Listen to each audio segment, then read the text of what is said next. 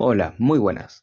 Mi nombre es Ángel Aquino y junto a mis compañeras que se presentarán más tarde, vamos a hablar de un tema muy importante sobre las neuronas, qué son, cómo están formadas y por qué son tan importantes para el funcionamiento del sistema nervioso.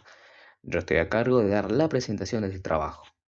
Bien, podemos comenzar preguntándonos ¿qué es una neurona? Las neuronas son las células fundamentales del sistema nervioso.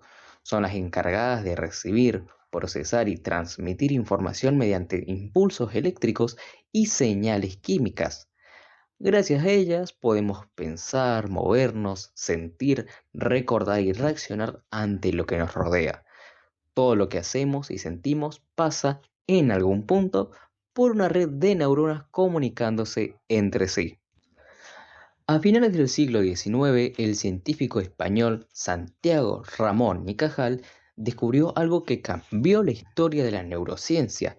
Demostró que cada neurona es una célula individual, independiente de las demás y no parte de una red continua como se creía antes. Este hallazgo se conoce como la doctrina de la neurona y fue un paso fundamental para entender cómo funciona nuestro cerebro. Y ahora bien, ¿cómo es una neurona y cómo realiza su trabajo? Cada neurona tiene una forma muy especial, adaptada para comunicarse de manera rápida y precisa. En el centro encontramos el cuerpo celular o soma, donde está el núcleo. Allí se controla toda la actividad de la célula. Desde el soma salen unas ramificaciones llamadas dendritas, que actúan como antenas, reciben los mensajes de otras neuronas. De ese mismo cuerpo parte una prolongación más larga, el axón, por donde viaja la señal eléctrica. Ese axón está recubierto por las vainas de mielina, una especie de capa aislante que permite que el impulso viaje más rápido. Finalmente, al final del axón se encuentra la terminal axónica, encargada de liberar unas sustancias llamadas neurotransmisores que permiten que la señal pase a la siguiente célula. De esa manera, la información se transmite constantemente a través de millones de neuronas en nuestro sistema nervioso. Según la función que cumplen, podemos encontrar tres tipos principales de neuronas: las sensoriales, que llevan la información desde los órganos de los sentidos hasta el cerebro, como cuando vemos o escuchamos algo; las motoras, que transmiten las órdenes del cerebro hacia los músculos o las glándulas, permitiéndonos movernos o realizar una acción; y las interneuronas, que conectan unas neuronas con otras dentro del cerebro y la médula espinal, procesando la información y coordinando las respuestas.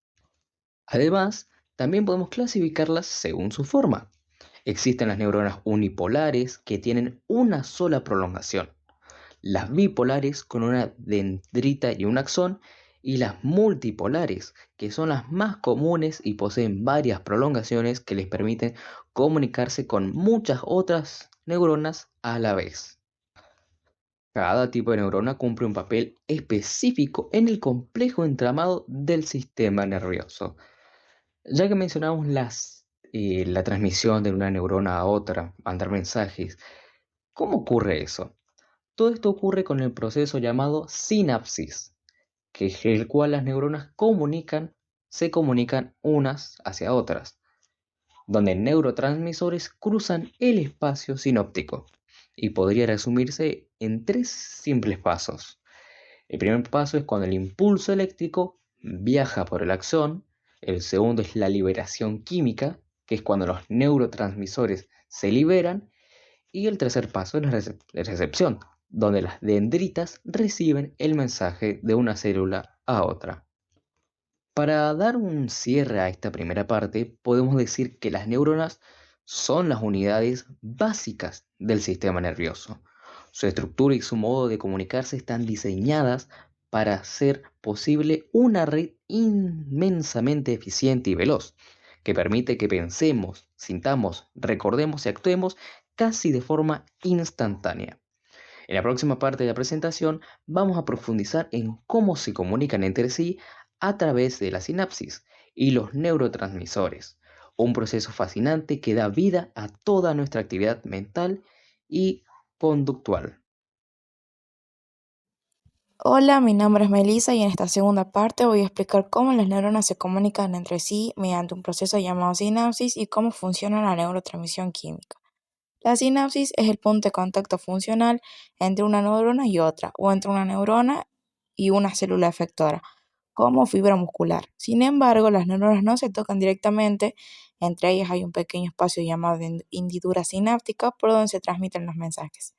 Existen dos tipos principales de sinapsis: las eléctricas, que transmiten la información rápidamente a través de corriente iónica, y las químicas, que lo hacen mediante neurotransmisores, permitiendo una comunicación más compleja y modulable.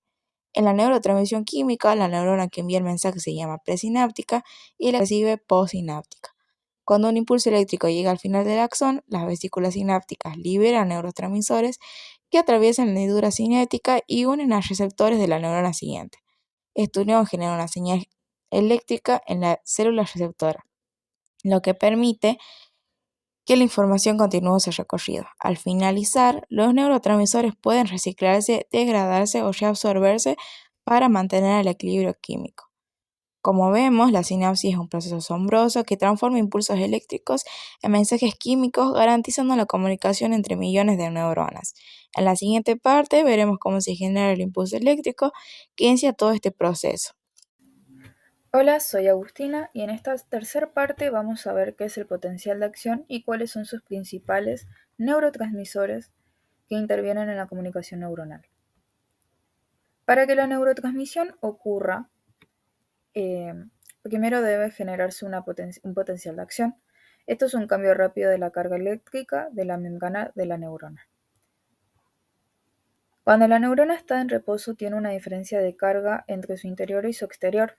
Eso se llama potencial de reposo. Si recibe un estímulo lo bastante fuerte, esa carga se invierte brevemente produciendo una descarga eléctrica que viaja a lo largo del axón hasta llegar a la terminal axónica. Esa descarga es el potencial de acción y es lo que hace posible que la neurona envíe su mensaje. Ahora bien, ¿qué pasa cuando el impulso llega al final del axón? Del axón. Se liberan distintas sustancias químicas llamadas neurotransmisores que actúan como mensajeros entre las neuronas. Algunos ejemplos son la dopamina, relacionada con el placer, la motivación y el movimiento; la serotonina, que influye en el estado de ánimo y el sueño; la noradrenalina, asociada a la tensión y el estrés; el GABA y el glutamato, que regulan la excitación o la inhibición neuronal; las endorfinas, que ayudan a aliviar el dolor y a generar el bienestar. Cuando hay desequilibrios en estos neurotransmisores, pueden aparecer distintos trastornos. Por ejemplo, la falta de dopamina se asocia con el Parkinson, mientras que bajos niveles de serotonina se vinculan con la depresión o la ansiedad. En resumen, el potencial de acción es la chispa que inicia todo el proceso de comunicación, y los neurotransmisores son los mensajeros que transmiten esa información. Juntos hacen posible que el cerebro funcione, que aprendamos, recordemos y sintamos. Así concluye nuestro recorrido por el proceso de neurotransmisión. Muchísimas gracias.